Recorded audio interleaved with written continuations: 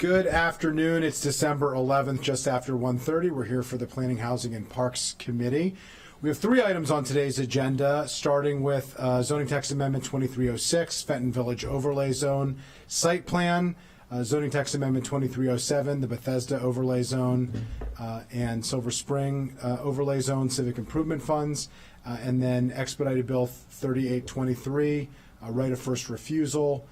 We are joined today by our new Vice President, Kate Stewart, I believe for the first item, maybe stay for the whole thing. Great. Sounds good. And my colleagues, Councilmember Will Juando and Councilmember Natalie Fana-Gonzalez. With that, we're going to get started. We're going to go in order of the agenda here and start with the Fenton Village Overlay Zone Site Plan, ZTA 2306. And with that, let me turn it over to Ms. Nadeau and council staff to walk us through the packet.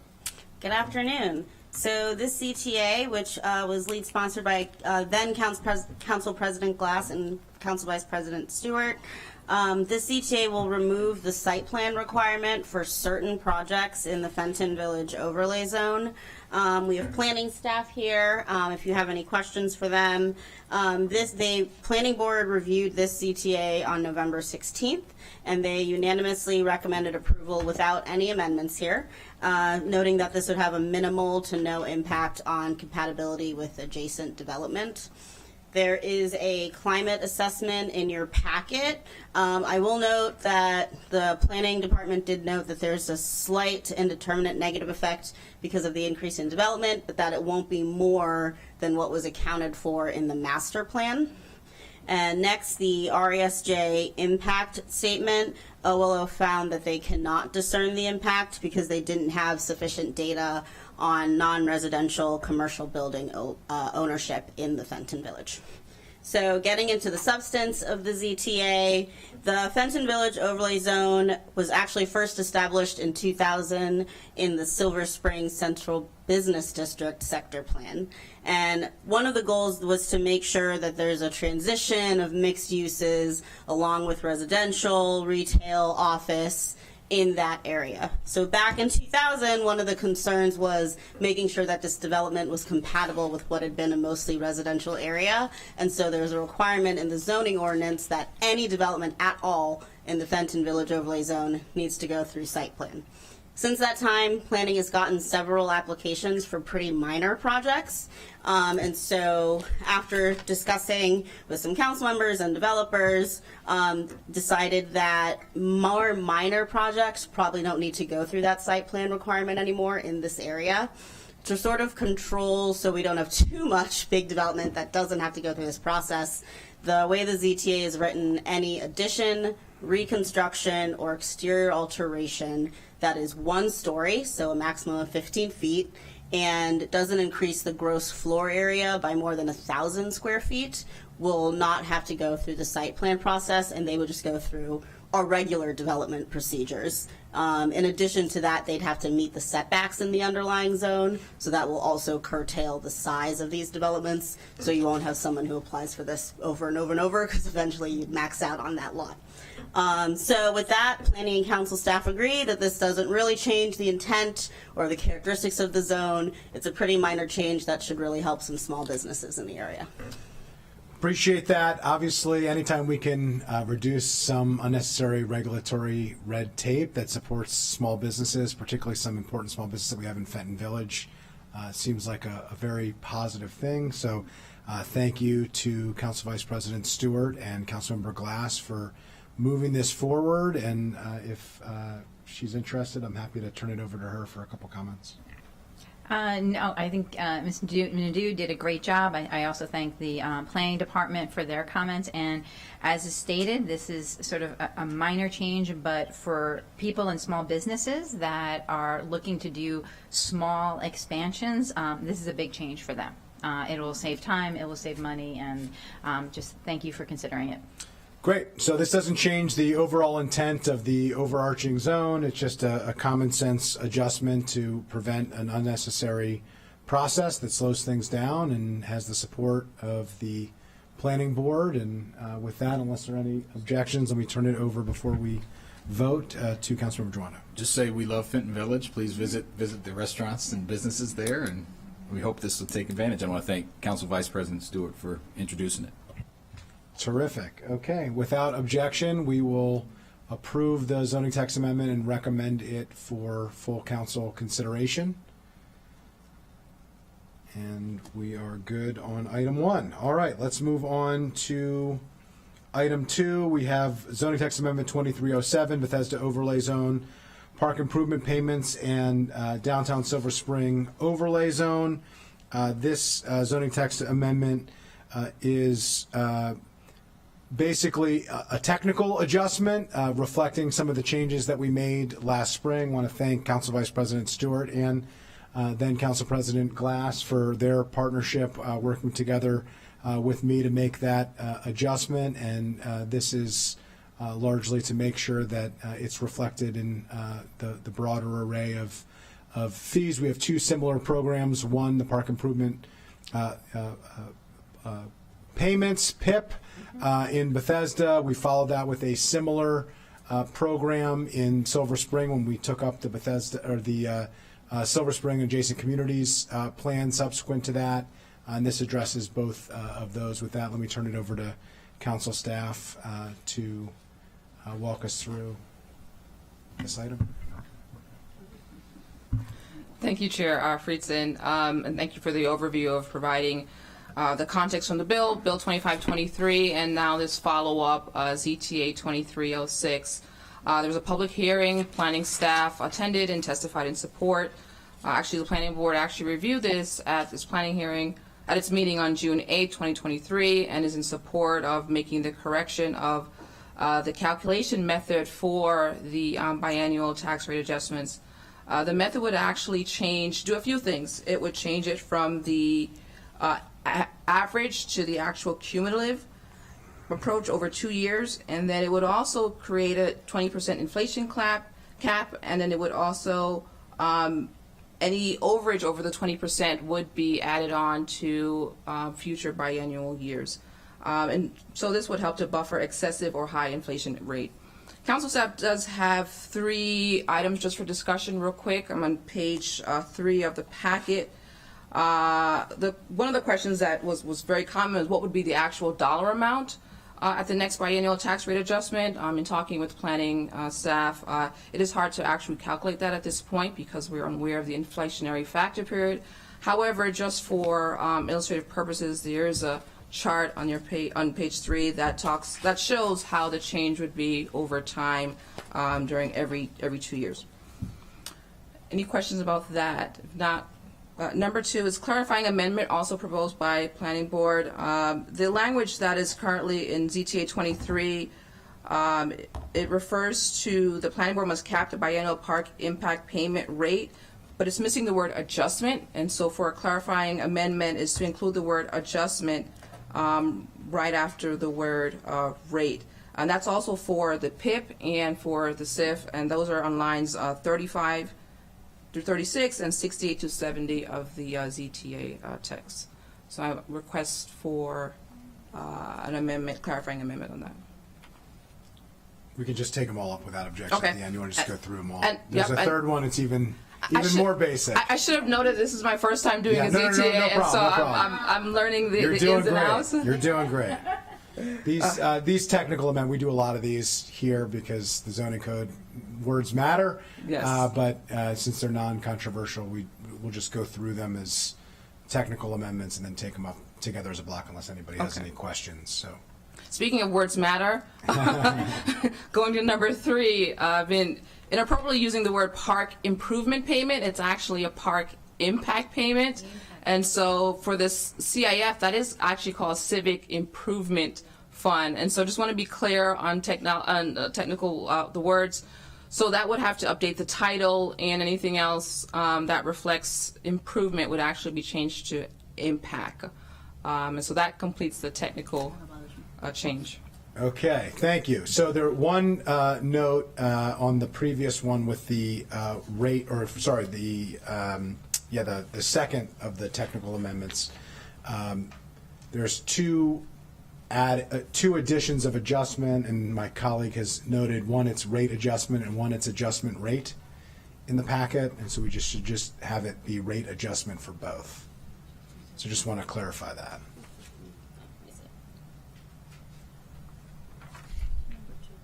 Yes. So for line 68 through 70, that's what you're talking about, where it should be top of page 4. It should be Civic Improvement Fund rate adjustment. Yeah. Rate adjustment. For yes. both, yeah. Yes, for both. For consistency's sake, Yes. just for the same Yes. verbiage. There you go. So with Councilmember Fonda Gonzalez's very important note there of consistency, without objection, with that one modest tweak to the technical amendments, we can accept all 3 of those without objection. Great. Any comments from colleagues or thoughts? Okay, I'll just note the 13 parks in the Bethesda Downtown Plan are the primary public amenity that was addressed. The goal is to continue funding that. This program and process here that we're talking about does create a cap and a carry, but it also ensures that the rate that we are calculating is the correct rate. So we're making sure that it's the correct rate. We're smoothing out any significant, huge inflationary adjustments, so it's not all being borne by one set of projects, but by the community writ large, which is really supposed to be the goal, and really is more in keeping with the intention of how these 2 funds were put forward, which is consistent with the changes that we made last spring. So thank you for that. Really appreciate it. With that, without objection from colleagues, we will approve this zoning text amendment as well and recommend it to the full council for their positive consideration. And with that, we are through item 2. All right, in record time at this committee, 2 items. All right, I can't promise that we're going to be through this 3rd item with the level of expediency and efficiency as the first 2 items, but we're going to call up the Director, Department of Housing and Community Affairs, Scott Bruton, who is going to join us. We have expedited Bill 3823, tenant displacement, right of first refusal to buy rental housing amendments. I'll just quickly note here, this was sent over and introduced by the Council President at the request of the Executive. There are a lot of aspects of this bill. One of the core aspects of it I have been working with the department with and with the director with for a while, and something that I've been advocating for quite some time, which is the ability for the county to assign.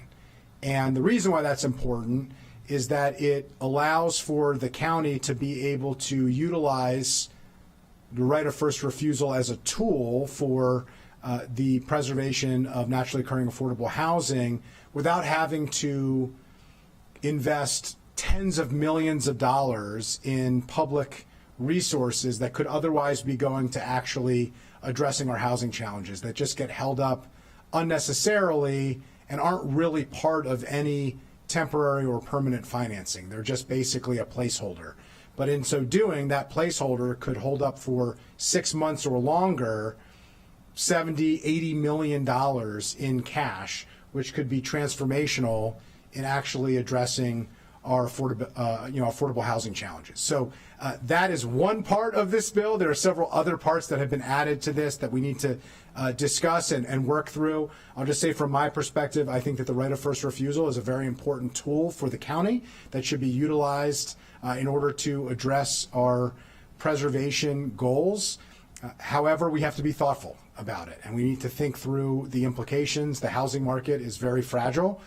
The county and the public sector can't do it alone, and so we have to understand the implications of what some of these interventions mean to the broader market and whether or not they're going to be unnecessarily disruptive.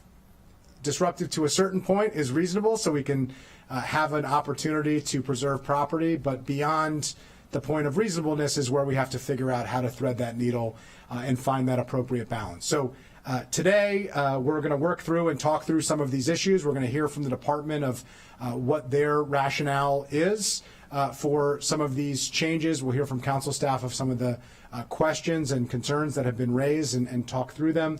The intention of today is not to take votes or to formally move through on motions or amendments, but to really flesh out some of the various issues.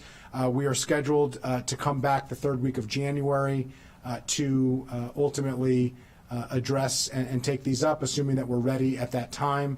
I'll also note that there was a question about the regs coming over, and we'll hear from council staff in a moment about the timing of regs and the process for regs, which ultimately will have to be adjusted if there are changes that are made but have been resubmitted to us, I believe, as of this morning, and will allow us to be able to think through and move forward in the type of regs, which were originally proposed as Method 3, but I think are going to be potentially looked at of whether or not they should be Method 2 regulation. So with that and with those overarching comments, I'll turn to colleagues if there are any thoughts on that. Let me turn first, before turning it to council staff, I'll allow the director to speak high level. You don't need to go through item by item because we're going to get to that, but at a high level of the rationale behind this and your goals and interests here, and any other main items that you want to add, and then we'll turn it over to council staff to walk us through the process at first, including the regs, if you would, and then ultimately we can go through the packet and the various discussion topics. So with that, let me turn it to you, Director Bruton. Thank you. Scott Bruton, Director, Department of Housing and Community Affairs. Council President Friedson did an excellent job of summarizing the main reasons why we brought these set of amendments about the right of first refusal to you all. The main issue is, as he stated, that the way the right of first refusal law has been interpreted for several years at least, is that the county is not able, or DHCA and the county executive are not able to assign the right to to a third-party developer. But that is effectively what we have done by having to, but with the intermediate step of having to buy the property ourselves. So we have to have tens of millions. Now some of the larger properties are well over $100 million sitting in our accounts waiting to act in order to be able to do that. And because we don't want to have the legal responsibility and the management responsibility of actually running a property, we have to buy the property and within a few hours then sell it. And so that costs us time and money, costs a lot of staff work for us to buy a property. It's not a simple thing. As many of you know, it's not a simple thing to buy a large multifamily property. And so it takes staff time and money to do that. And it means, as Councilor Vice President Friedson said, it holds up money that could be used for other properties. And so we came at this with the simple goal of being able to have the county be able to assign the right of first refusal. And in addition to us just simply assigning the right, as we have effectively done by picking a developer to partner with, we decided to add to it some good government and transparency aspects, because currently we're able to pick whomever we want to assign, and that's not exactly transparent. That's not exactly good for government accountability. And so we put in, as other jurisdictions that have the right to assign on behalf of the government, we put in some provisions where we would have to develop a process to qualify developers in order to be on a list, as well as how we would go about choosing those developers, so that future director, future county executive wouldn't be able to reward supporters or things like that. Just good government stuff. And the other thing that I did add in was that has been missing from the right of first refusal law is a limit of 5% on the down payment required. In other jurisdictions, as well as here, a very large required deposit has been used as a way to thwart opportunity to purchase or right of first refusal programs, saying we want 100% deposit and your name must be Charles and you must own 5 other buildings, things like that. And so we put that in there just as a standard way to fix something that was kind of a glaring hole that's been abused in the past in other places and here. So two main purposes: giving us the right to assign, fixing the loophole for the deposit, and then the other things that were added are just trying to be good government aspects for how to implement these. Great. Well, thank you for the overview. I think there are a number of questions of specifics that we're going to get through as we navigate through the packet and some of the decision points and the items.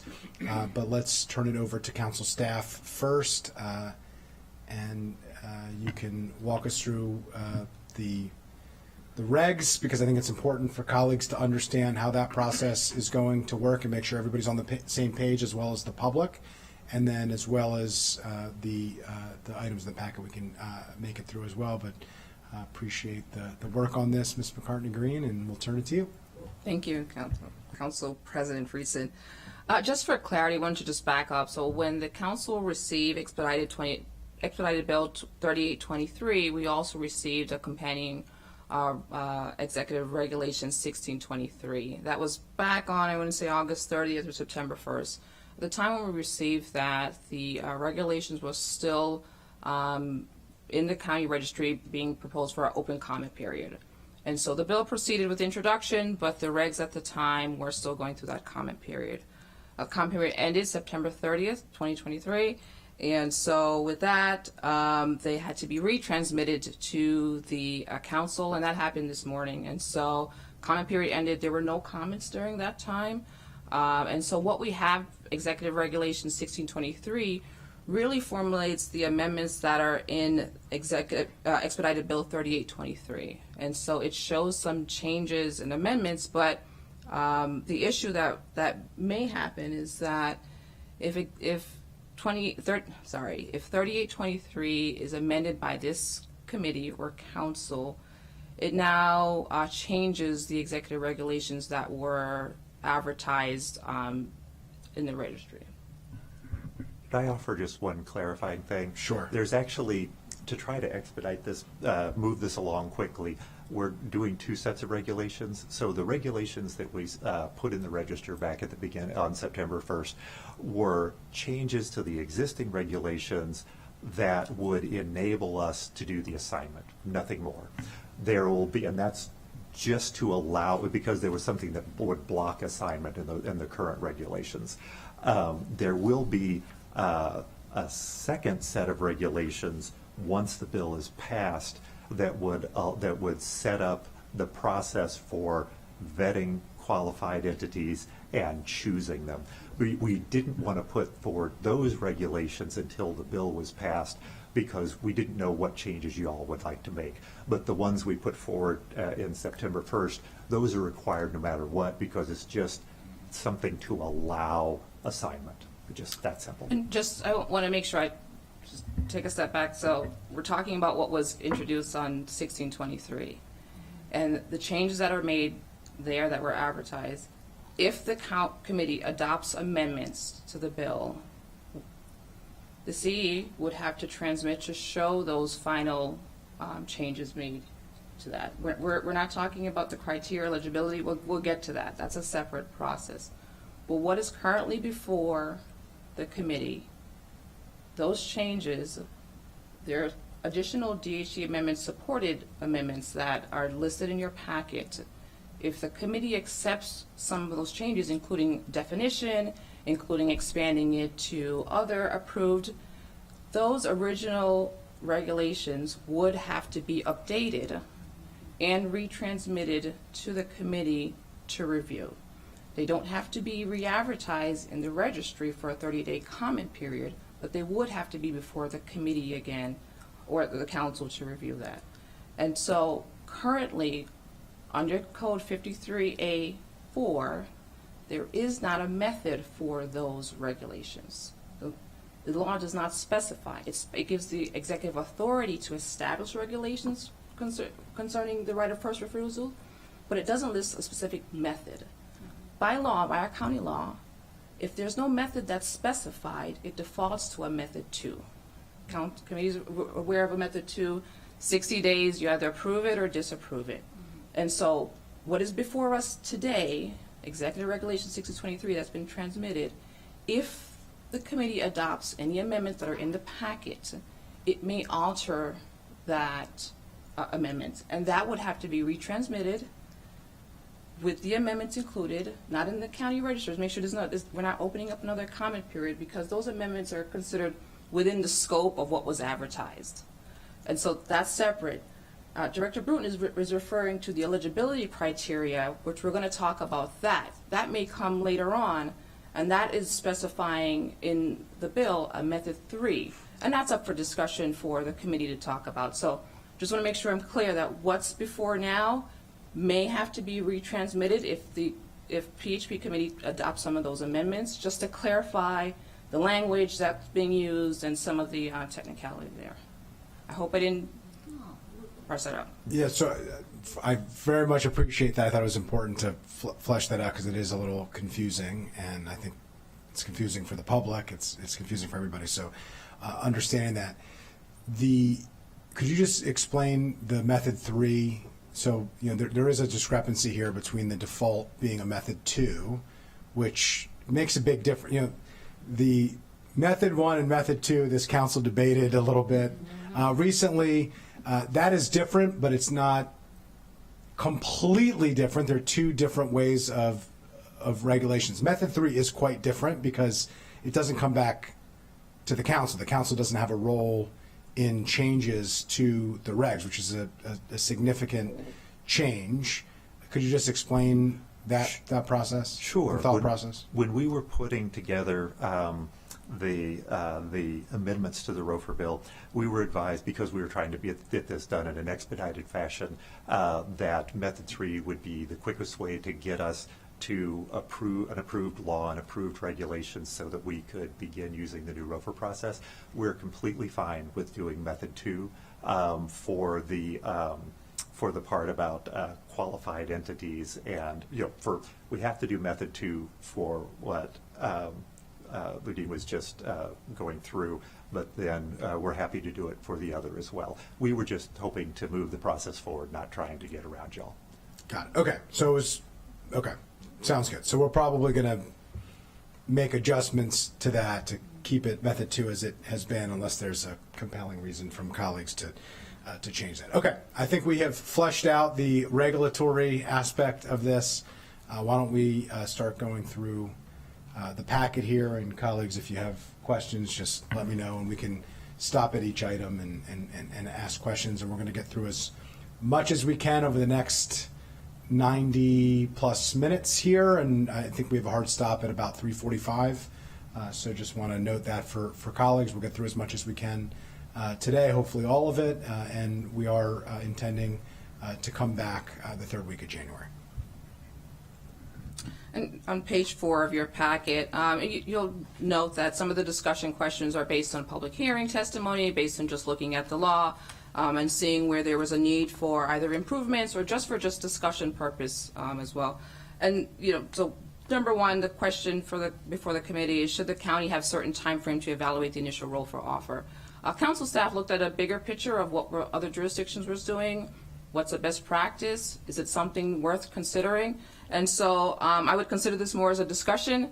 If it results to recommendations, I do have some language that's here in the packet. That's for just to consider. But really wanted to just talk about the process of if we're going to have this right of assignment, should there be an opportunity for the county to evaluate whether or not it's going to choose it, whether or not it's going to exercise it, or whether that's holding up the process. And so I want to leave the floor open just to talk about that, see where that is. I felt that there was a little bit of ambiguity of, should there be a time frame? Is it 7 days? Is it 14? Is it 21 days for the county to consider that? But maybe, like I said, those are things to weigh the pros and cons and to figure out whether that's needed. But one of the things was, if the county has decided to exercise it, how many days does the qualified entity have the opportunity to do its due diligence, to be able to put together an offer package and present that? Should it be clear that they have a certain amount of days? or not. And so I want to stop there and just leave that for discussion and any questions. Sure. Would you like me to? Sure. As the amendment is, as the amendments are written now, the county would still retain the right to exercise. That would not transfer, or that would not be something the qualified entity would have. And so the process would be that, just as now, the county would have to exercise within 60 days, and then after we decide to exercise, we can then assign the contract effectively, because we're taking over the contract, the terms and conditions, the price, and we would then assign to the entity. The entity would then be acting on our behalf, and so the entity would still have to, or the county would still have to put down the deposit and take over the contract within 60 days, and still have a total of 180 days from the date of receipt of the ROFR offer from the property owner to close. And so none of the timing would, none of the 60 and the 180-day timeline would not be changed in any way. We wanted to keep this as clean as possible and not interfere with the timelines, because timelines are one of the things that when jurisdictions consider opportunity to purchase programs, they're one of the things that's most argued over. So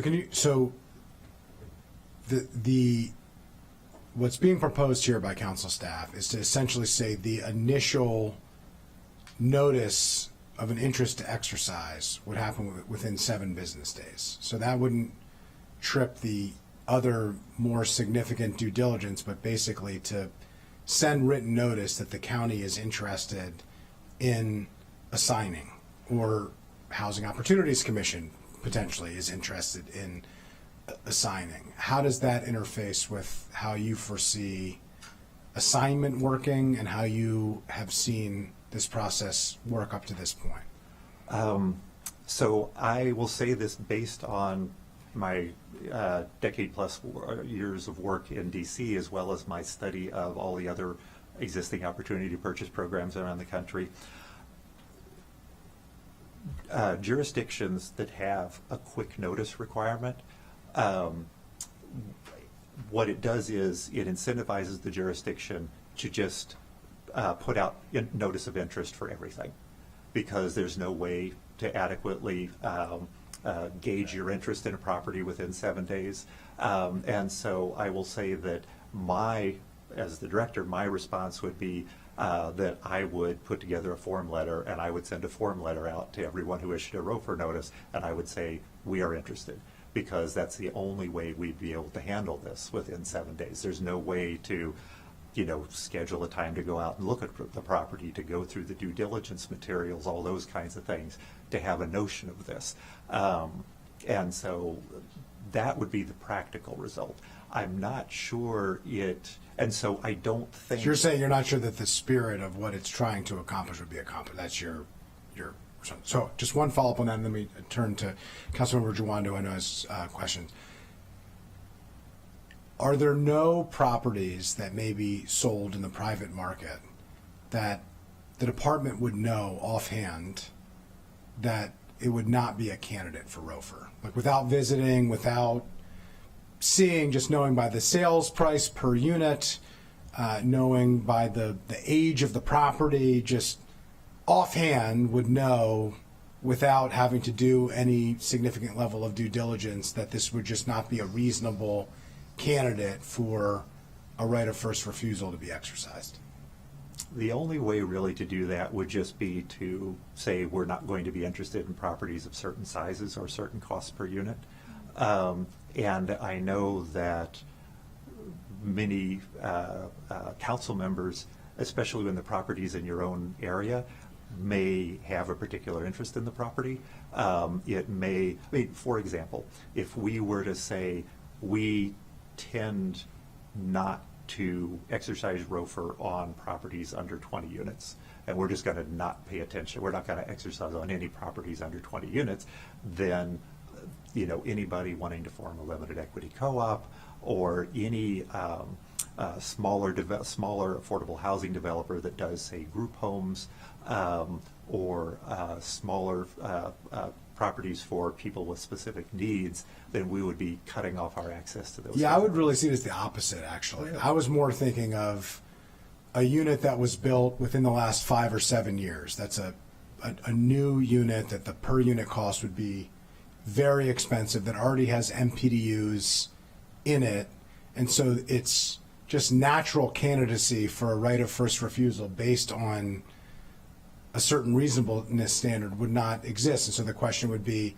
does that make sense to hold up potentially for 180 days or longer if there's really no reasonable standard that the county would exercise its right of first refusal? That's more what I was thinking, as opposed to what you're suggesting is a smaller unit. I actually think, I see those as having more possibility than a large, a 300 unit 7-year-old property with MPDUs in it that sell for $600,000 on average a unit. The likelihood that that would be a candidate for right of first refusal seems highly unlikely, and it would seem that you would not necessarily need to do a lot of due diligence to know that that would not be assignable, for instance. And so therefore, having a standard that you say, okay, within 7 days, you don't just send out the form letter to them. You say, listen, that's just not something that the county is going to be interested in. That's not the game that we play on our preservation goals, so we're not going to intervene in the private market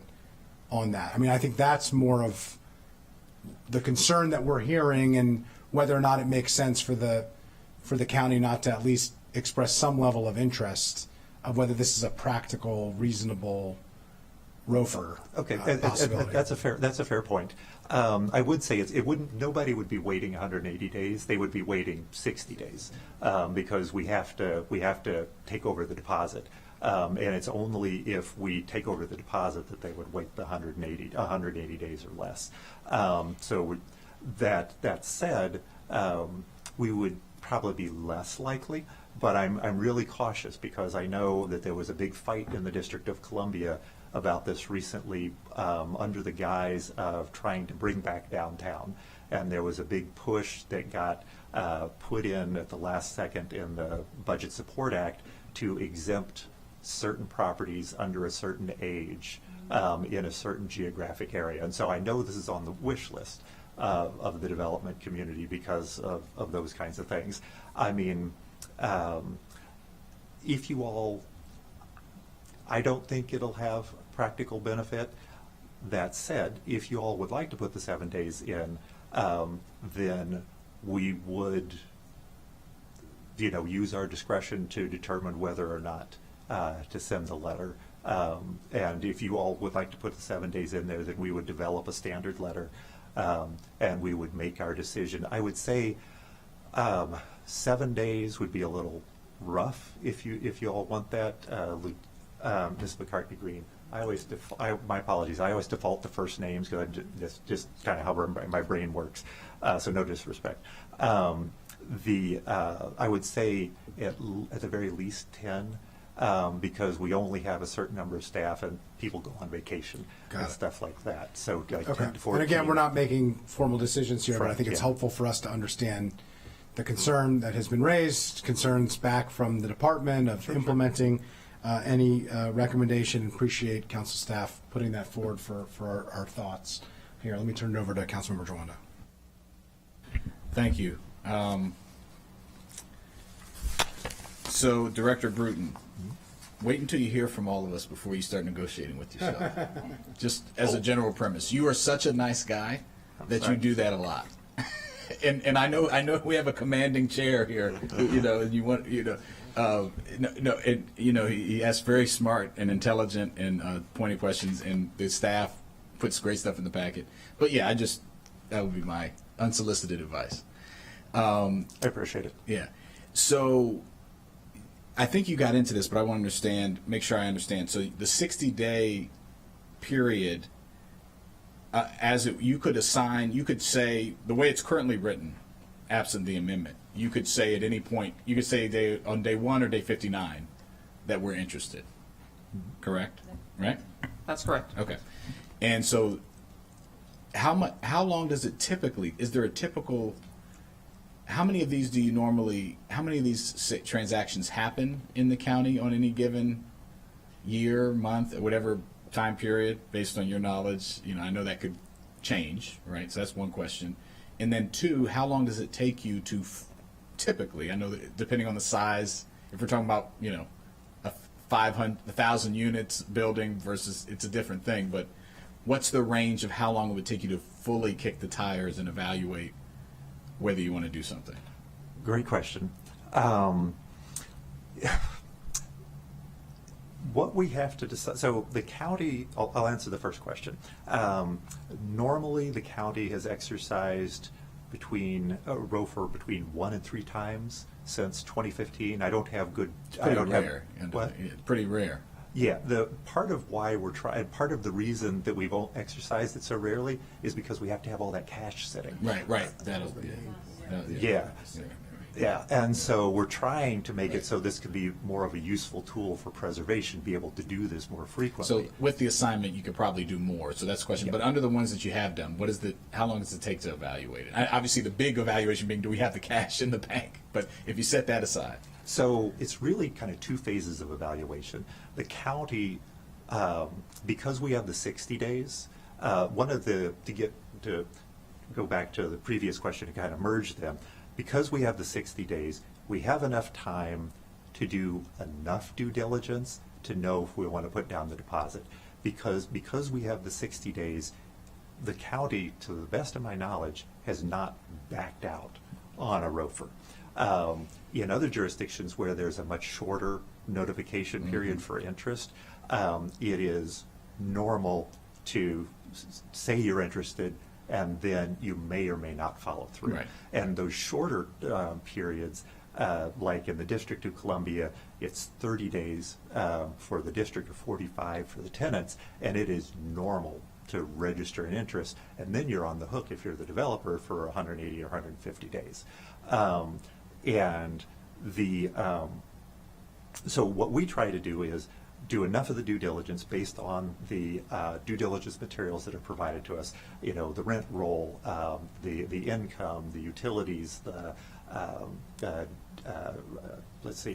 deferred maintenance issues, things like that, to know if we think we can get a partner, and that partner is going to go, because we try to have a partner on the hook before that 60 days, because we're not going to put down the deposit unless we have an interested party, because then we're not sure, and we don't want to keep somebody on the hook for another 120 days. So we try to do enough of the due diligence, but there are some things like environmental impact studies, things like that, to find out if there are things that the property owner maybe didn't let us know about, and that takes definitely longer than 60 days. Right. So we have to do those things to establish the value that's been bid on the contract, because we're not paying the whole cost for these properties when we're working with somebody. They're getting some from equity investors, they're getting some from government entities, and those government entities and the equity investors are not going to invest unless they have the environmental impact and all those other things to justify the cost of the property. And so doing all those other things and putting together the financing stack, as well as what our contribution would be, is what takes the extra 120 days, because it's really a sprint from putting down that deposit to getting to closing. We do close faster than that sometimes, but at the same time, you don't ever want to put yourself in a position where it would be regular to be running up against that deadline, and begging somebody to give you a few more days to be able to close. So you don't see it as the issue, the scenario laid out in the packet about taking some of those days and then only leaving a certain amount of days for the assignee to go. You don't see that as a problem, because I don't want to put words in your mouth, but because it's a continual process, you're using that 60 days in the appropriate way. You're getting the information you can get, and then obviously realizing there's more to get if you move forward. Absolutely. Yeah. So yeah, I would just question then what, if we think it's working, I don't want to, when you said that you would just send a letter, I thought about when you get those calls for like, act now before the thing runs out, and you're just like, well, yeah, let me, we don't want the knee-jerk reaction. We want you actually to be interested. And I think, so for me, that seems like it's working, and it's already what is currently happening, right? That's the current situation. And you would be comfortable assuming we get the outcome that we want, that you can assign these more rapidly, and there's more that happen. You still think that time window would work? Oh, absolutely. Yeah. And also, it would be beneficial to have we would have a rolling application process for developers to become qualified entities.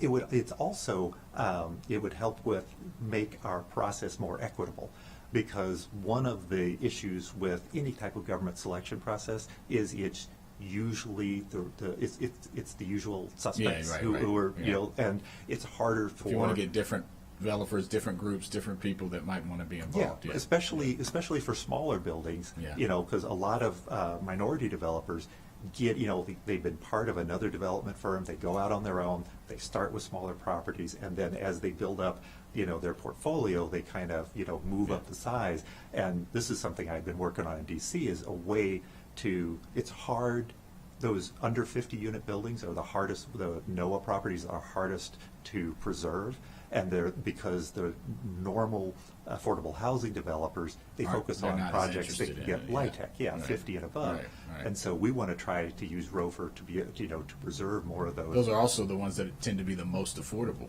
a lot of times, too. Yes, sir. So, all right, thank you for now. Thank you, Mr. Chair. Thank you. Let me turn it over to Councilmember Fanning-Gonzalez. Good afternoon. I would say I met Director Britton working on a ROFR. I worked on one as a new council member in Aspen Hill. Remember the building that we bought a few months ago? And just to get the attention, the way I found out was the tenants of the building reached out to my office telling me that they received a letter that that the building was going to be sold. And that's when I started reaching out to the county executive. And just having a meeting with you and the residents took at least a week. That's your 7 days right there. So I appreciate your comments on how the process works, especially, I think the one in Aspen Hill is probably the latest one that you have done on the ROFR. And all the work it took to make that happen, it was serious. So I really am looking forward to your expertise and your experience, especially from that project that just happened, on how we should amend this. I know we're not voting today, but I would just say, you should be very direct when answering the questions, and not, as we were saying, we want to do the right thing here for everybody. And these projects are not common. This is not like we're going to be doing this every single year, probably not. Hopefully, but so looking forward to your direct answers on these questions in the next time we meet. Yes, ma'am. So I just want to know, I agree with colleagues here that these aren't that common. We want to make them more common. And there's a shared goal here. I've been working with the director on that aspect of it for a while, the issue of assignment and not holding up hordes and hordes of affordable housing dollars that could be put to much more effective use is important. That's kind of the core here. Some of the other questions are part of that, but not the main focus. I do want to note, even if we significantly expanded the times that we are able to exercise this, the threading of the needle that I was talking about earlier is specifically because we aren't going to exercise this on every deal. And so the question is, how much do you want to hold up a deal that we are not exercising this on? I just would encourage us to think not about the projects that we're realistically considering moving forward and seriously considering moving forward and contemplating the exercise of ROFR on, and whether it's a reasonable time frame. It is. It's a question of, when we're not going to exercise the ROFR on the overwhelming number of housing transactions that are not going to be exercised, what level of disruption and delay are we going to cause to those market transactions? And will that have any impact on those sales and those investments? That really should be the core focus of this conversation. Our ultimate goal, obviously, is to make changes here, but it's to do them in a way that don't cause unintended consequences that have a potential effect on the broader private market transactions that are not going to be exercised. I just want to note that. So on the 7 business days issue, my understanding is that is Prince George's standard. Does it not work there? Do you have a sense from them of the problems or concerns that you're trying to solve? Their ROFR law is so new. I don't have any lessons learned from them yet. And so I don't, I'd be happy to talk more with them, but it's kind of early to know what they may have run into and how they have chosen to deal with it. And how, that's sort of how did they decide to use their discretion for the 7 days?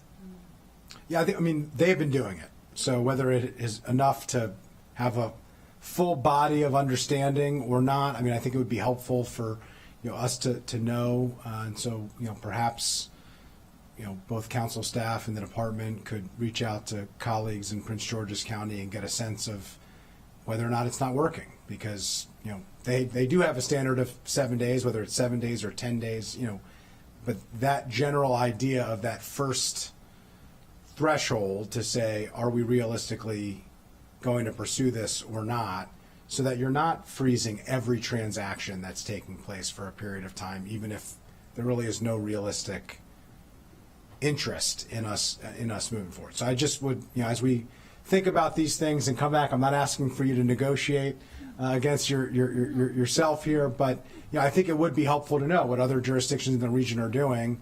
And I think the proposal from council staff looked at another jurisdiction, and I haven't heard complaints that it's not working, and so let's understand that better between now and next month.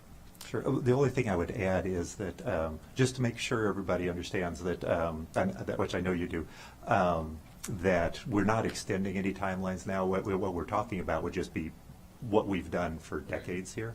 And then one of the things in querying Prince George's County would be to find out how much money they actually have to use on ROFR, because there are many factors that go into whether or not they're going to exercise. And to the best of my knowledge, they have significantly less funding in order, to exercise these, and so they may have a much more constrained perspective as to what they would exercise on that would allow them to work with that. So it would be, I agree that it would be very interesting to hear from their staff who are implementing the new law to find out how things are working. Sure. Councilor Joanna. Okay. So I want to emphasize something that I mentioned before. It took me at least 7 days just to have the county looking into this thing. So that's why when I saw the 7 days after this experience, it just happened. I'm like, there's no way. Just to have a meeting took me more than 7 days for them to look at this. So that's it. Councilor Joanna. Yeah, and I appreciate this kind of like philosophical conversation, which is cool because we're not voting, but we have the whole idea of a ROFR is that we do slow down the process to take a look. That's the concept of the law. Now, whatever the period is, we do it for the public interest because this transaction is going to happen. We need affordable housing. We need to take a look at it and assess it. Obviously, we don't want to take an indefinite look at it, right? And 60 days, to your point, is what we have been doing for, I don't know how long, but a long time, since 1990, which I can't believe is. I think it was 81. 81. Right. So since both of us were born, or since three, maybe four of us, all of us look like we were since before we were born. This has been happening. But I do want to say I've seen the other side of this too. The reason the assignment is so important is because we could never exercise on enough.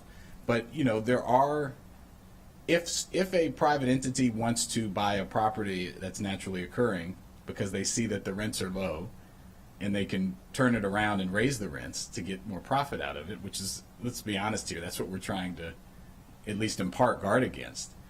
That is, something that it's worth 60 days to look at. You know what I mean? Like, because that's a bad outcome. And I've seen it happen, unfortunately, many times to unknowing residents where the property is transferred ownership and then the senior who's been there for 15 years paying a rate is suddenly told they're paying something else. Now, we've tried to address some of that with the rent stabilization law, which we're working on.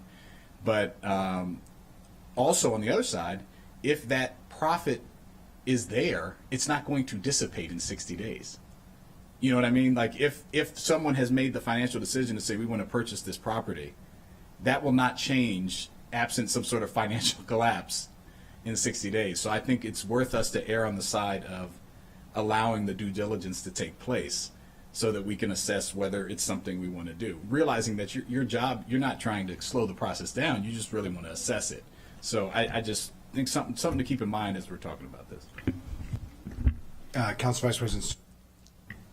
Thank you. I just, as someone who may also has experience working with folks on these kind of issues and deals, and listening to my colleagues, I think one of the things I'm hearing Council President Friedson say is, and again, I'm kind of almost turning this on its head, it's not to limit the time that we have to make a decision, but how do we let folks know who we're not interested in as quickly as possible?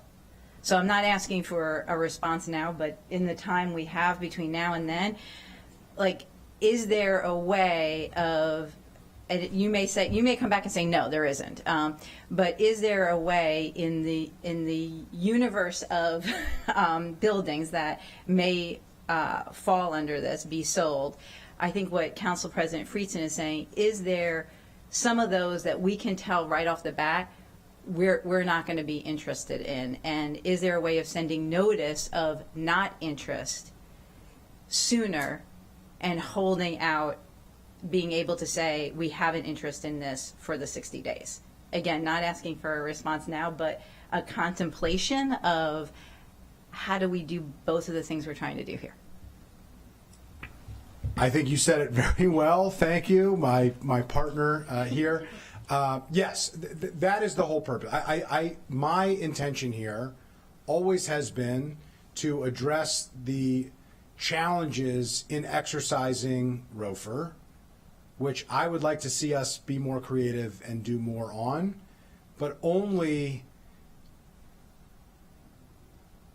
have the unintended consequence of holding up transactions in reasonable places where we actually think we're going to intervene. So what is that threading of the needle to figure out where there are times where we just know, I would imagine, that we're not going to exercise a right of first refusal. That really is not going to be of serious interest to any of our potential assignees and partners, and it's not going to be of interest to Housing Opportunities Commission or to us or another public housing agency. So that's what I'd love to think about. I think it's in the spirit, like we're all here to accomplish the same thing, I think, generally.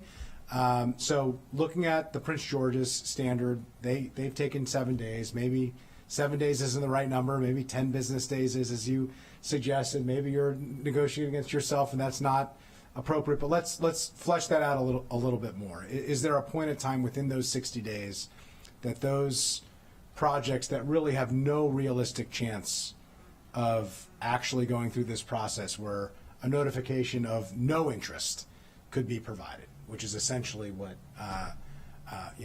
we'd be talking about. So I appreciate you noting that, Madam Vice President, and I think we have fleshed out thoughts on item 1 in today's very long packet. So why don't we move on to the second piece? I think this could and should be a little bit shorter. Agreed. So should have noticed a copy of the offer of sale electronically. Currently, what the bill requires is that a copy of sale is sent to all qualified entities. At the same time, it's sent to the county, HOC, and the tenant organization, and that the offer must be sent via certified mail, return receipt requested So the committee may want to look at, is there an expedited way of doing that? Should it be sent via email if those email addresses are provided, or whether or not just to keep it as where it is right now and just sent by mail. Obviously, these are large packages that are being considered, and there's a lot of documents that are being transmitted, and so just look broadly at other places that we're doing it, and some are not, and so just really discretionary here of whether that's something to amend since we're looking at the process right now. Appreciate it. I would like to hear from the department on this of any concerns of allowing for electronic in the absence of the availability of an email. I think having paper, as a default, as a backup, seems to me to be appropriate. But obviously, in an age where we are trying to reduce paper to address reasonable and environmental standards, it would seem prudent to allow for electronic in the year 2024 when this will go into effect, most likely. First off, I'll say because I'll say that I know the lawyers who worked with me on this will say you always have to get paper because lawyers, no offense, lawyers always want the paper. In general, I am okay with electronic.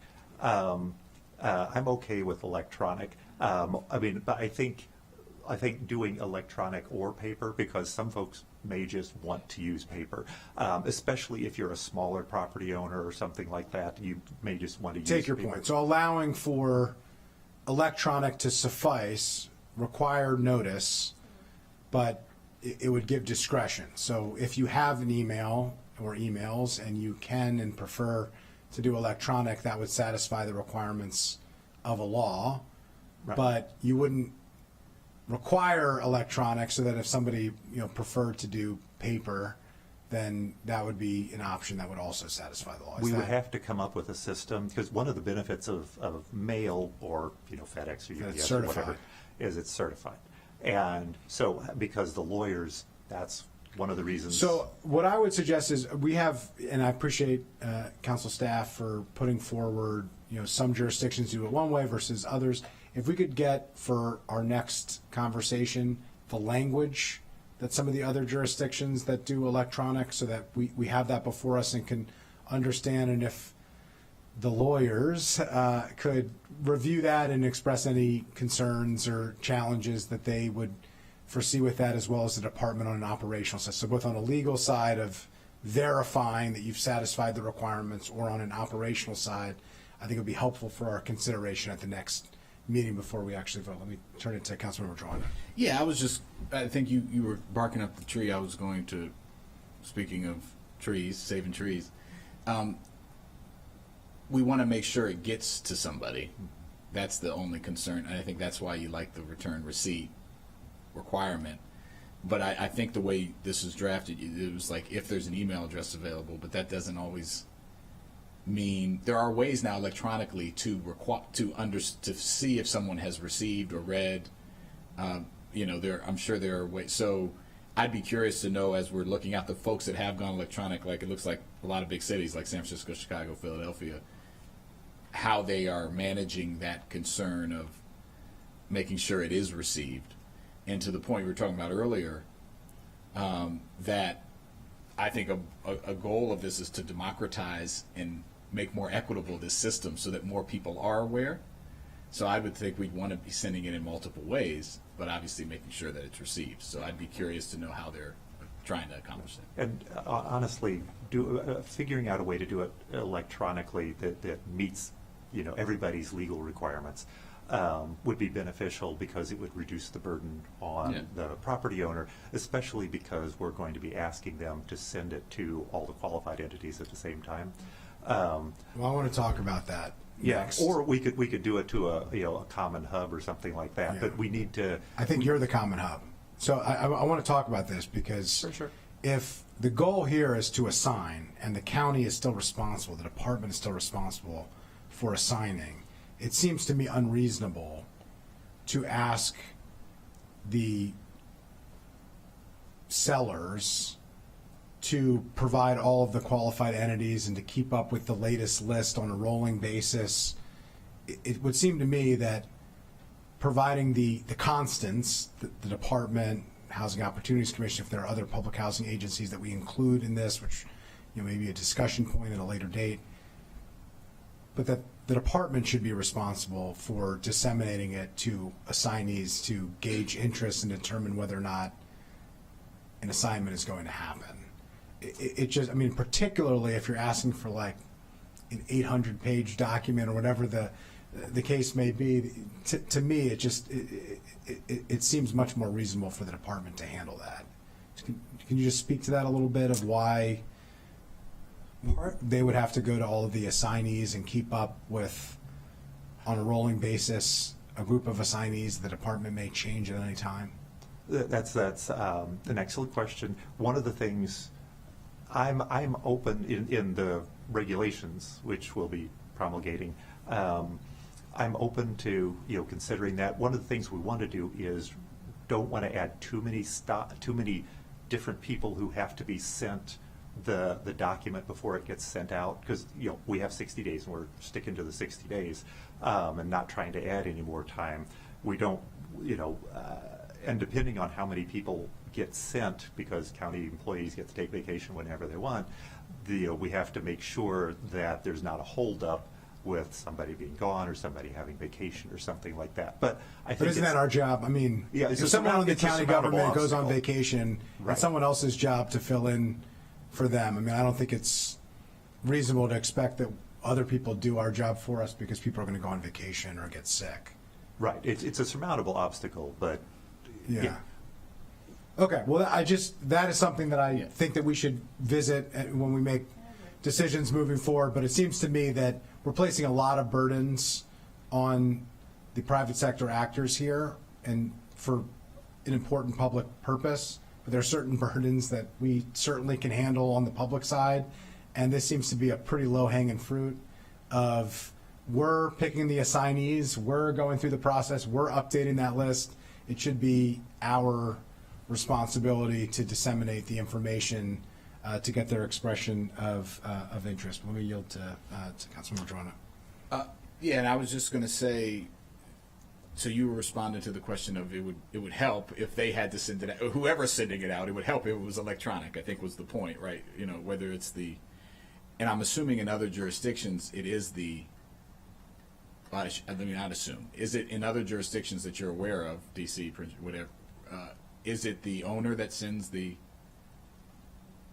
notifications? Yes, it's the owner.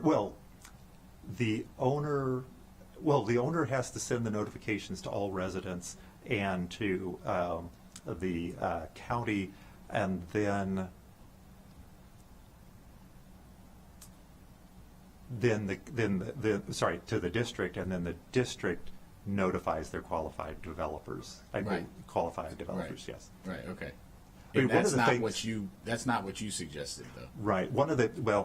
My suggestions were based on the paper model, because one of the things we don't want to get is, say, an 800-page ROFR and then be responsible for copying an 800-page ROFR many times. And so moving to an electronic, the ability to do an electronic submission Good for whoever's doing it. Yeah. Would facilitate the process of being able to, handle large number of pages. Okay. Thank you. Okay, all right. Let's move on. Obviously, we need to make decisions on these. We're not making decisions today. There's two outstanding questions here. One is the electronic question and whether we have a default and a backup and any potential legal or other concerns with that. And the second piece is who is responsible for notifying assignees. Mm-hmm. And you heard my view here, but we can come back to that and discuss it at a later date. With that, let's continue through the packet. We have a proposed amendment. I'll have council staff introduce it, but then I'll turn it over to the proposer. Sure, and so looking at number 3, page 5, so section 50 through 2E defines rental housing as a multifamily dwelling or a group of multifamily dwellings operated as one entity with a total of at least 4 units.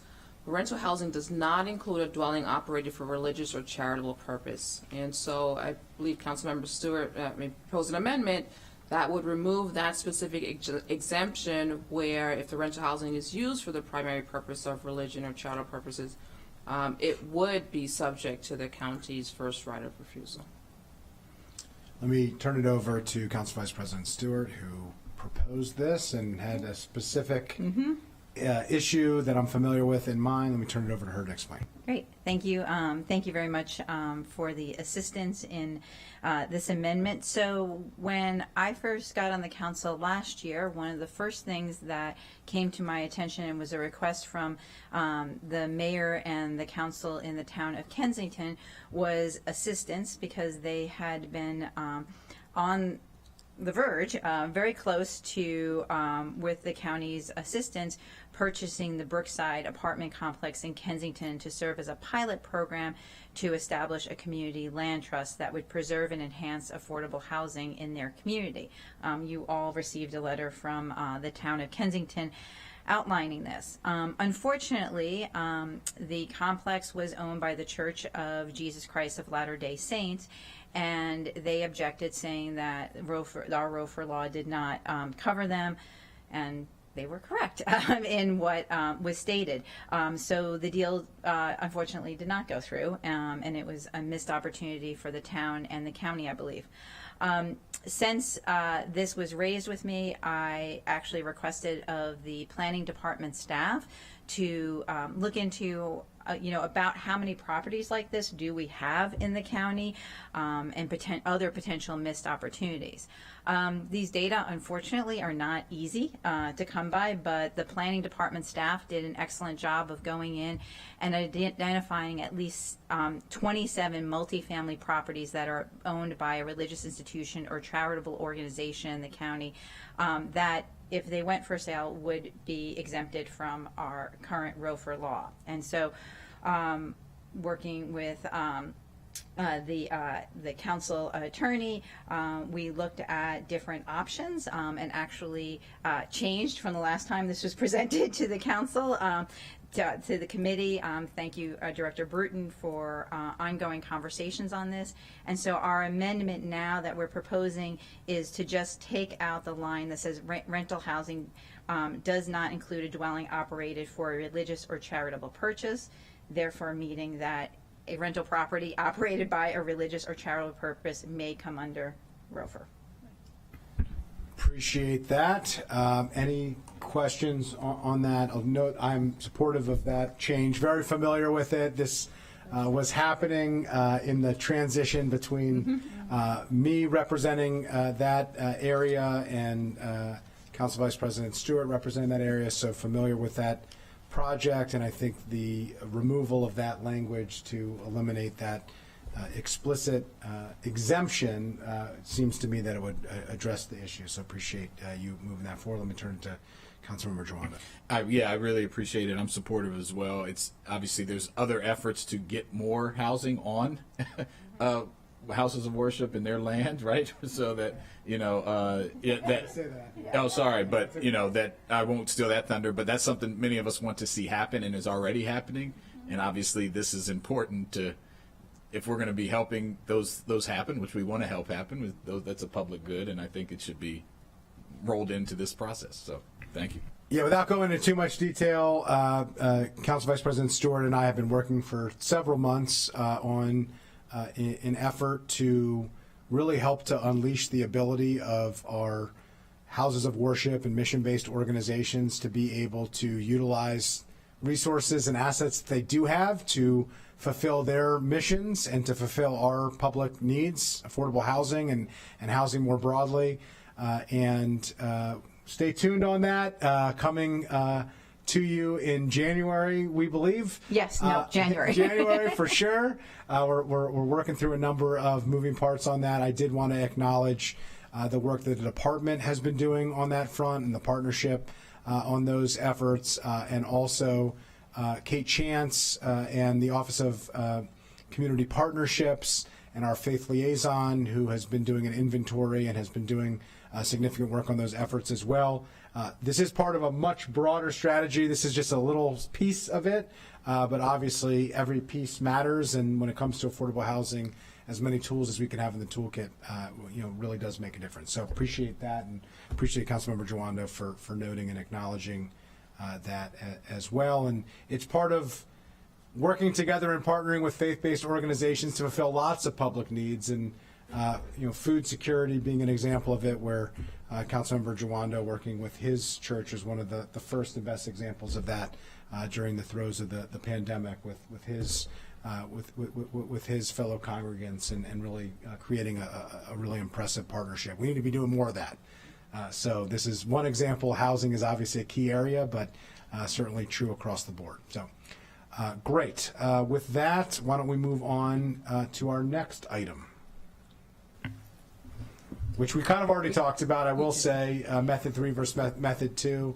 If we're okay, I think we're gonna move through this. It was method 3 to try to be as quick as possible. I think there's a reasonable thought of doing method 2 that council staff believes will allow the council to have a role and feedback in, which obviously we're very protective of. There's a shared interest here, so I don't know that it will cause any challenges or disruptions, but I think is more in keeping with how we normally do these items. Why don't we move to number 5 with the technical and clarifying amendments?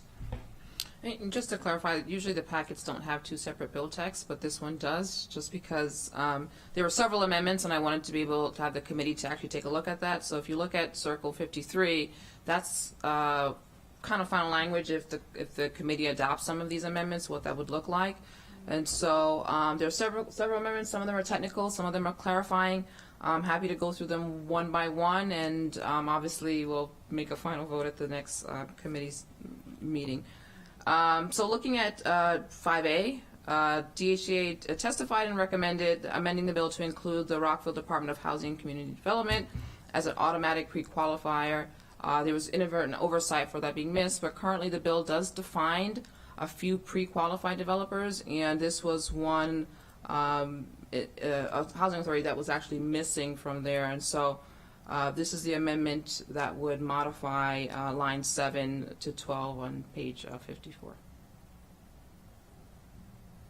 Yeah, let's just go through all of these, and then Okay. I'll just check to see if colleagues have questions or concerns, and if not, we'll just keep going through, and if there are any broader questions or comments on these, we can take them up at the end, if that's okay. Okay, sure. And Director Bruton, if you want to expound on any of these, let us know, but if not, we'll just keep going through. So looking at define a county assignee. And so throughout the bill, the language that was drafted actually included qualified entity. The preferred or more clarifying term is to be defined as a county assignee. And so that changes the definition. And throughout the bill, also removes qualified entity and replaces that with the language county assignee. Moving on to see, so replace. So same thing. So it's replacing anything that where it's qualified entity with a county assignee. Moving on to D, clarify the good faith failure provision. As introduced, and we've talked about it at length, is that the deposit is now going to be 5% of the contract price. And it's only refundable if there's a good faith failure to perform under the contract. DHA has proposed an amendment to modify and narrow the reasoning for the good faith based on the assignee's inability to secure financing. And so this was brought up several times through public testimony and hearing that the broad overarching prior language was not based on the inability to secure financing, and so that would modify that section. Okay, just to clarify, originally this was broad. What meets the definition of a good faith effort? There was real concern of that being overly broad, and there's been a clarification. The intention here was that it would be the failure to secure financing, and this would restrict it to the failure to secure financing. Correct. I will give a little context that except for our inadvertent omission of the Rockville Department of Housing and Community Development, all of these other recommended changes B through H, we received a lot of feedback from industry representatives, and I talked with a few of them. Some of them gave us very detailed red lines of their suggestions, and I worked with the Office of the County Attorney, and we went through their requested changes and recommendations, and these represent ones that we think were reasonable and fair. And so some of them, they just suggested better language than we had, and that's perfectly fine. And you all probably remember from the introduction, or where we were able to testify about the bill. To hear we were able to testify about the bill. The public hearing. Public hearing. Thank Yes. you. And there were many there were requests from various industry folks to narrow to this about ability to get financing, and we considered that to be reasonable. And so, we do want to make positive changes, but we do want to be responsive to industry folks when it's something that won't impede the exercise of ROFR and will provide more clarity for the process. So it's reasonable. If we are, or one of our assignees are backing out of a deal because they want to pursue other priorities, because they made a different decision, then you're on the hook for the deposit. That would be a standard dynamic that seems to be fair.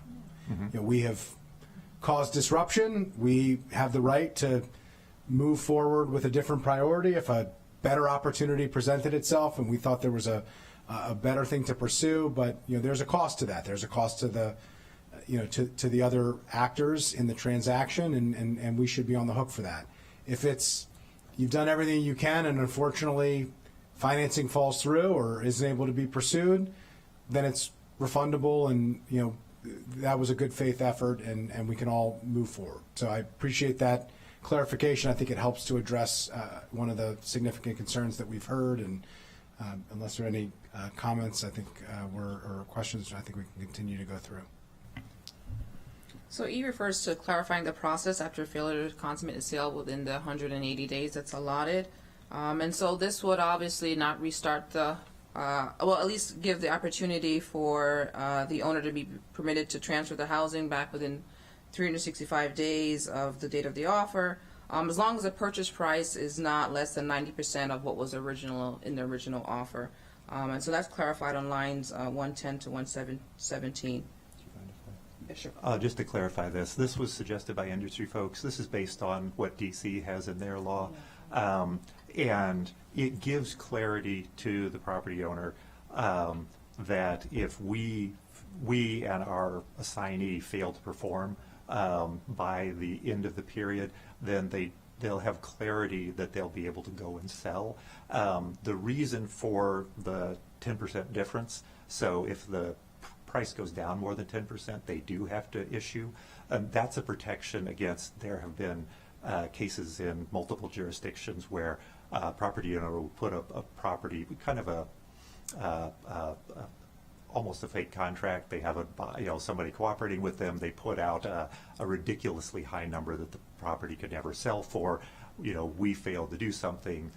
Then they drop the price by 40 or 50% to something that the market will actually bear, and this is to prevent that kind of thing from happening. And so, but what this, under normal circumstances, if we fail to perform, then they will have clarity that within 365 days they will have clarity on when they can move forward with the sale. It's a protection on both sides, which is only fair. Yes. If we can't fulfill our end of the bargain, you can go forward with your transaction. We've held it up long enough. We weren't able to make a deal happen, so you should be able to make your deal.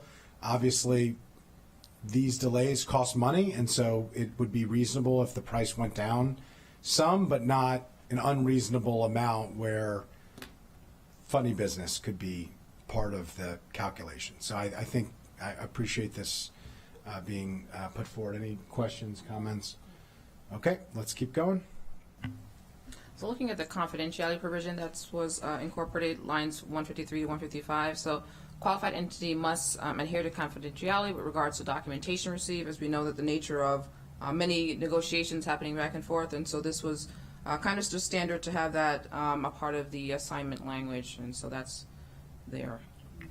This is pretty standard. Any time a building is put up for sale, the broker will provide information to interested parties. You send them a little email, and they'll send you a confidentiality agreement. You sign that, and then they'll send you the due diligence materials.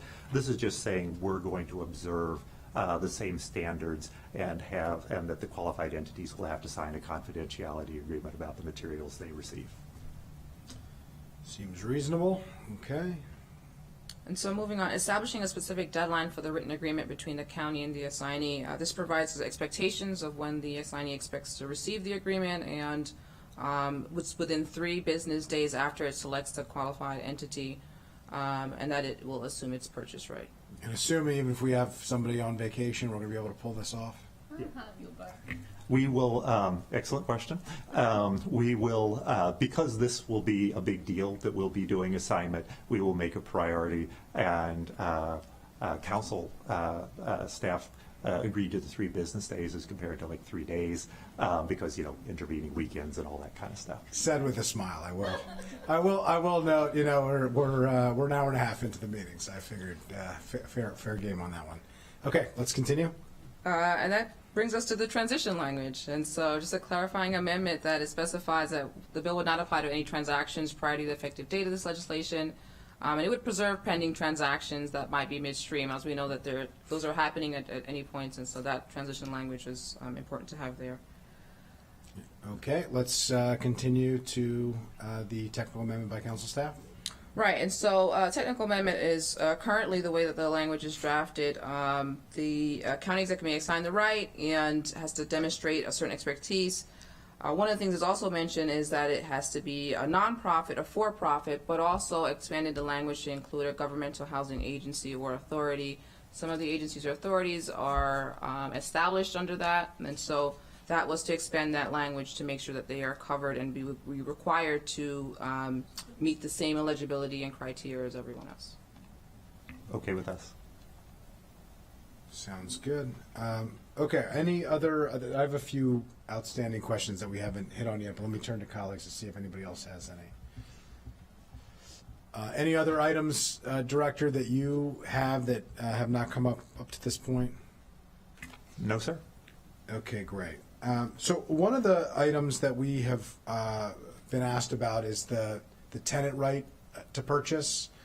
And, under the same standard that I was talking about before of focusing this in on the actual opportunities that we have to make something happen.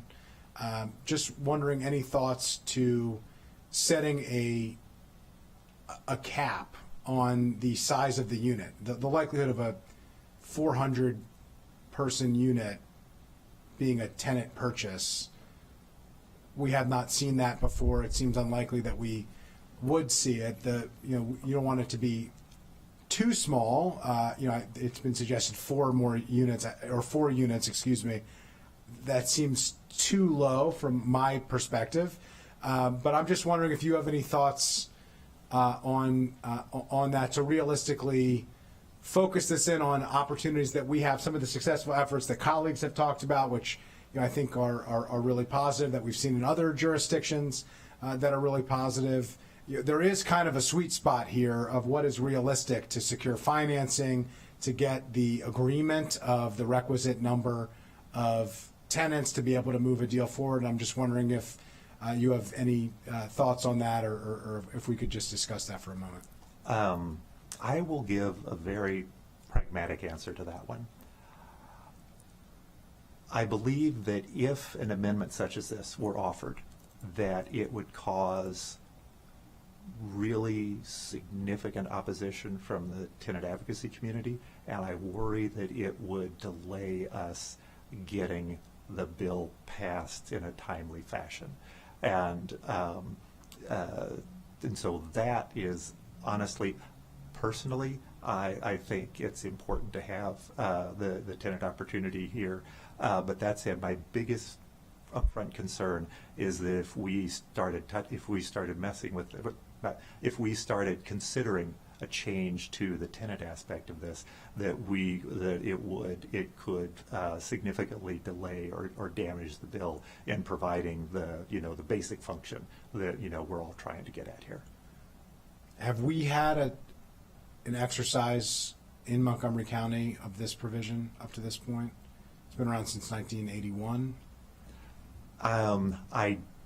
I don't know. I don't have the data. That's one of the things I'm working on. I can say from 2015 to the present, which I do have the data for, that we don't. There was one, but it was exercised under the Tacoma Park law, which is the Leland, which I think everybody's familiar with, 16-unit building. But no, that is, I will say, that is significant. That is partially because of the way the department has dealt with the tenant aspect to this.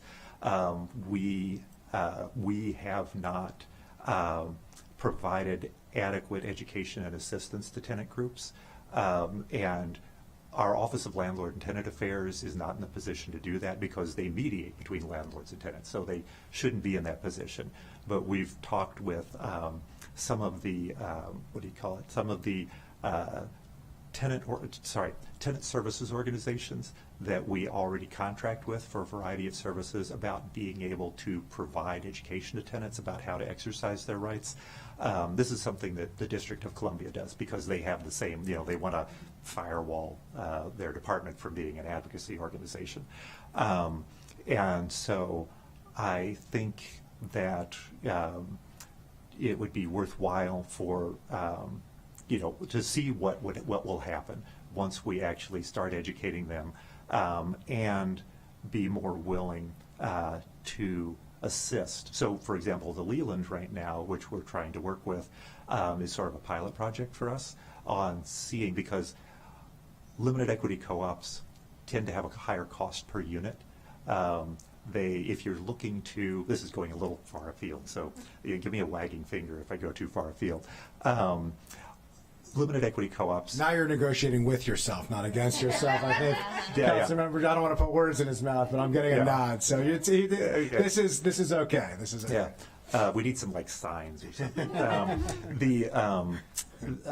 Limited equity co-ops cost more in the short term than, say, subsidizing a rental property, but they are better at preserving affordability and and resident control of the property over decades. And so I know there's significant interest in being able to create these kinds of ownership opportunities for folks, especially for those in our very high cost area that can't afford a down payment for even a condominium, because those are pretty expensive now too. And so I would very much like to preserve the ability to see what we can do for folks and what the possibilities are now that the department is more interested in helping folks to explore these kinds of options. Got it. Let me turn to Councilmember Fanny Gonzalez. I would just add and say that I would like to keep this the way it is. I mean, in places around the world, looking outside the U.S., this is nothing new. Where tenants have rights to buy a building is not easy. It's not, but it's, if we can start looking into it and see if it's possible. Think about small buildings, 4 or 5 units. It could be possible. We don't know. And I think it's okay to leave it the way it is to try and see what can happen. That's all.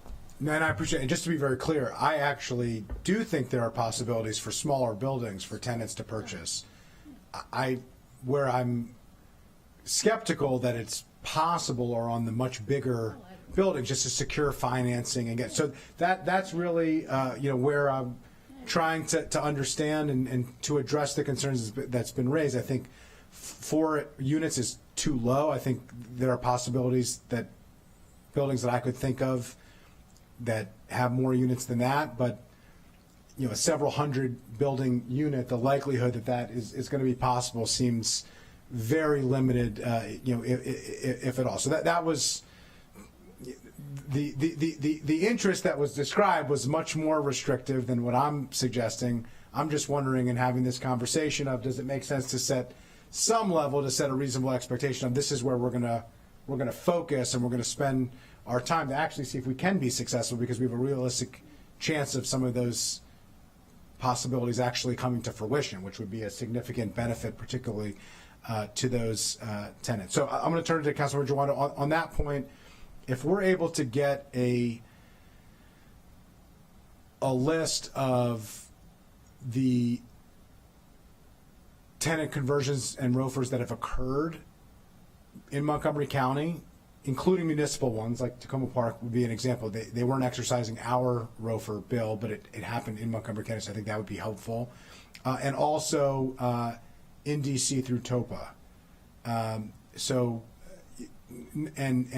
that actually resulted in, in a conversion. I think that would be helpful. That included the number of units, and if possible, if we have it, the total amount or the per unit cost. I just think it would be helpful for us to understand as we ultimately make a decision, and we'll see where we end up. But I just want to be clear, it's not my intention to eliminate this.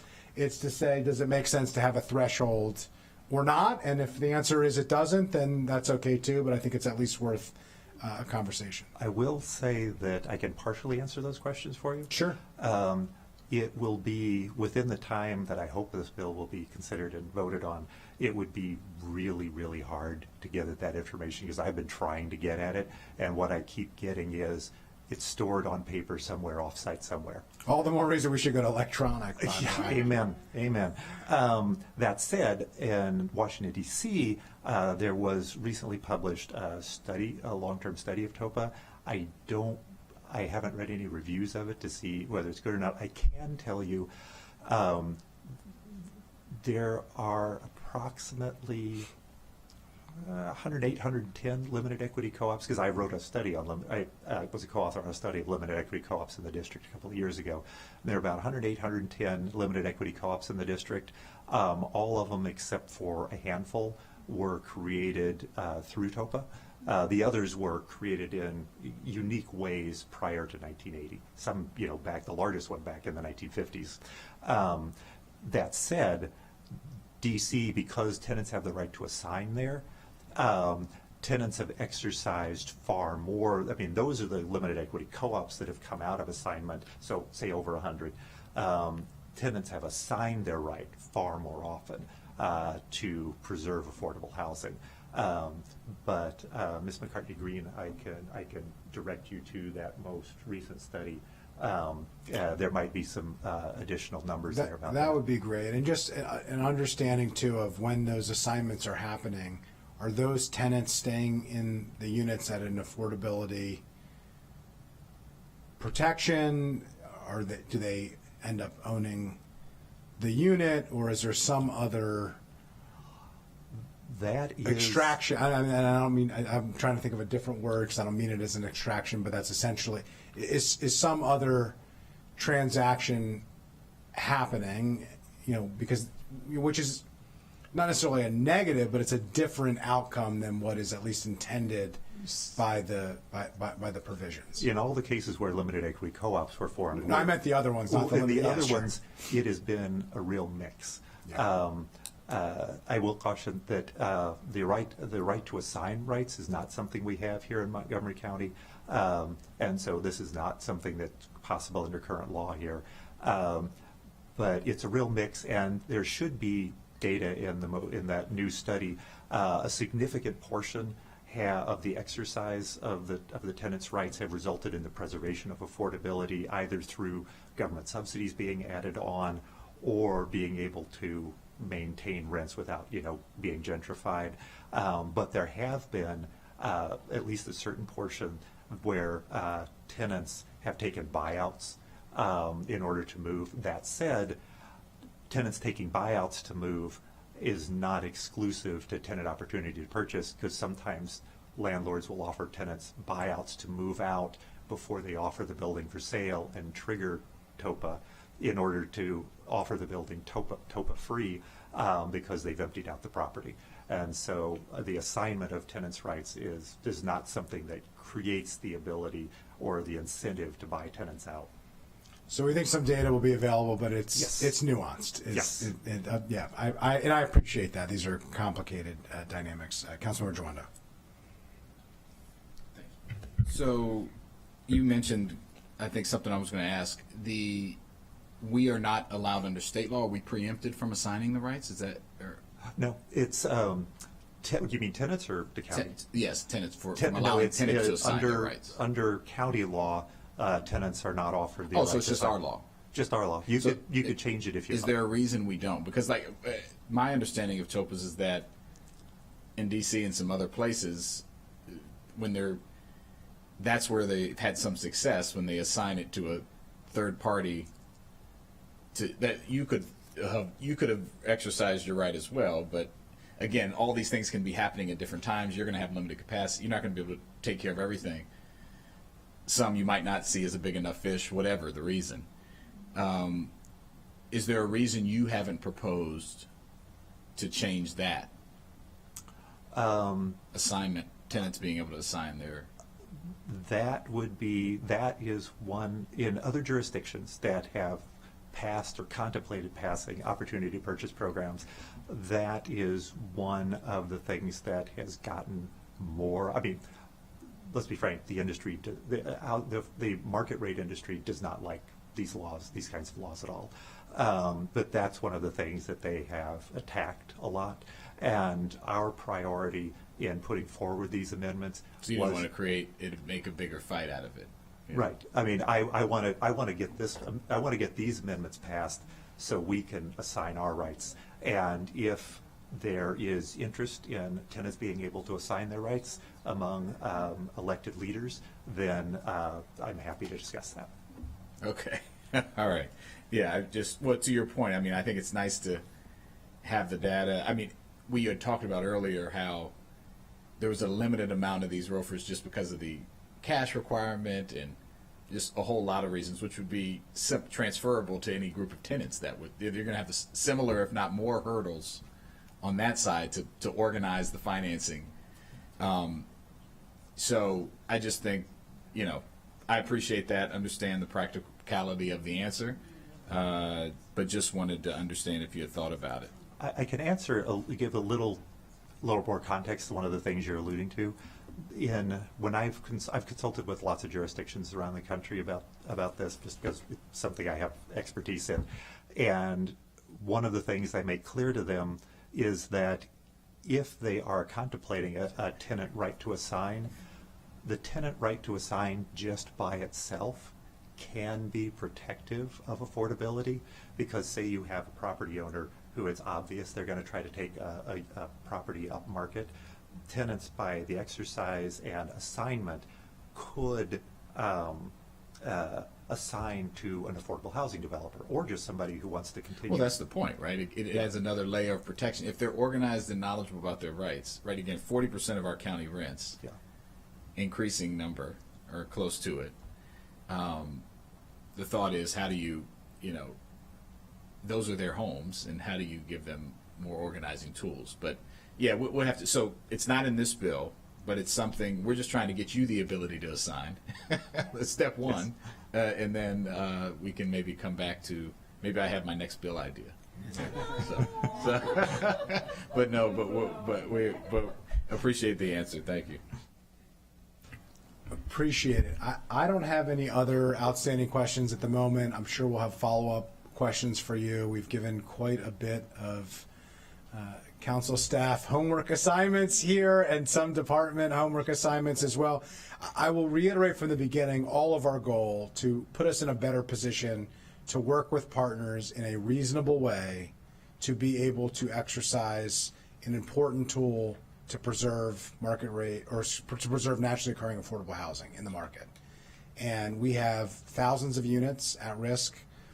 And I don't think we need to necessarily preserve 100% of those units. That probably would not be the most advantageous outcome, but we need to make a serious dent into a substantial proportion of those naturally occurring affordable housing in order to make sure that we are preserving housing at a level that is accessible to everyone in our community. And we need more housing. We need more housing at every level of affordability. That includes what exists today and includes what we need to build to add to the housing stock so that we have for tomorrow and beyond. So that is the spirit of this. Allowing for assignment is part of that. So we're not doing this in a really inefficient, ineffectual way, as we have unfortunately had to do up to this point, or have been doing up to this point. I appreciate the work of the department and look forward to us coming back on, I believe, January 22nd. We're scheduled to return here to the committee to take these items up. So you've got some time for those homework assignments with some holidays in between. And with that, unless there's any comments from colleagues, we are adjourned. Thank you.